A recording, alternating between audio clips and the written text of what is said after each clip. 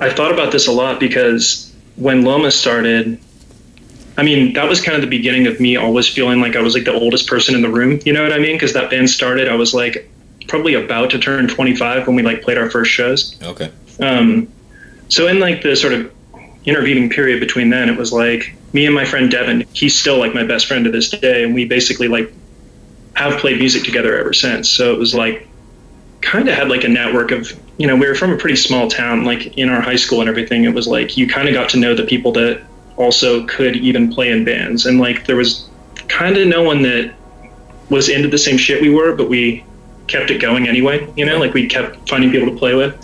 So it wasn't until I guess when we were like 17 or something, we started this band called Archaeopteryx, and we were a duo, like a really like noisy, kind of got lumped in with screamo and stuff like that, which I don't even think that was like a genre name that I knew existed at the time. But then me and Devin and like our other really good friend moved to Philly when we were all like 17 and 18, and that was like when Archaeopteryx kind of became like a real band. And so we were out there for a year. We never played any shows in Philadelphia, but we were super inspired because we'd never lived in a big city, and I saw some really crazy shows. This was like 98, 99.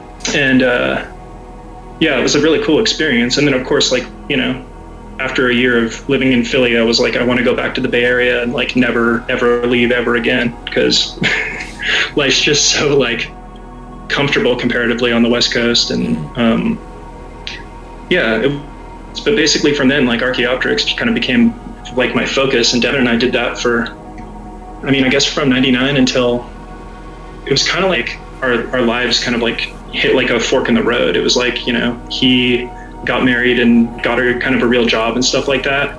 And through Archaeopteryx, I had met Val and Derek. We'd played with Sailboats a couple times. And Val and I stayed in touch because he wanted to put out this Archaeopteryx record. So like, yeah, I kind of recall it was like Archaeopteryx played some show at Gilman, and Val came, and I was like, hey man, like you live in Berkeley, I live in San Francisco, like should we play music? And he was like, yeah, I guess I'm into that. And then Val was sort of like, oh, Derek wants to get in on this. So we met up, and like those dudes just had like they like moved so quick. Like they were just like so much more motivated about trying to tour, like, which was all at that, I mean, my whole youth, it was like all I wanted to do was tour, but I was never in a band where everyone was like gung-ho to do it. And those guys were just like, well shit man, like let's play 3 times a week and like record a demo, and then like let's go on tour. Like well fuck, is that we easy? can do that? Yeah.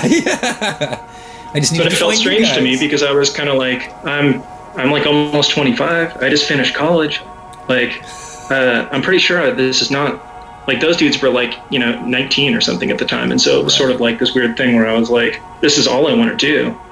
Am I supposed to be like growing up right now?